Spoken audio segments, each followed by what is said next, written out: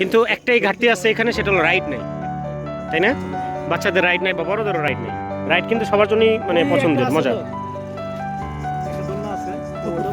এবার আসছে আমাদের ফুকার ভাই।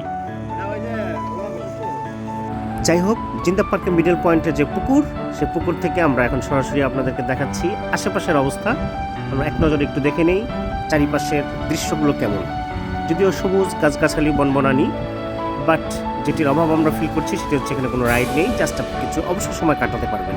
এই হচ্ছে জিন্দা পার্কের মিডল পয়েন্ট, পুকুরের মতো চারদিকে পানিতে থই থই এবং ড্রামের উপর ব্রিজ।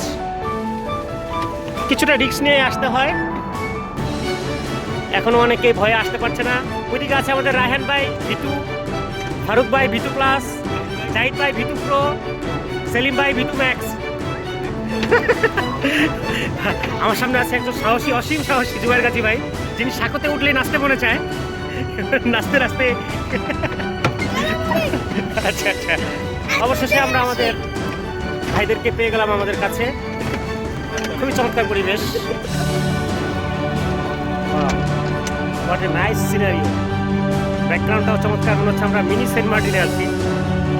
ওই যে আমাদের জাহিদ ফারুক ভাই সুন্দরবন গহীনবন থেকে আসছে, মাঝখানে বাধাপ্রাপ্ত কিছুটা। যাই হোক, আমরা ড্রামের ব্রিজের পর্ব শেষ করে চলে আসলাম সাঁকো প্রান্তে। জিন্দা পার্কের এক সাইড থেকে আর এক সাইডে সাঁকো দিয়ে যাওয়া যায়। এটিও চারপাশে পুকুরে ঘেরা, সবুজে ঘেরা একটি জায়গা। তো এখানে রাইড না থাকলেও এই ধরনের কিছু সবুজে ঘেরা জায়গা আছে, এবং যারা শহরে বাস করে তারা এরকম সাঁকো দেখেনি বললেই চলে।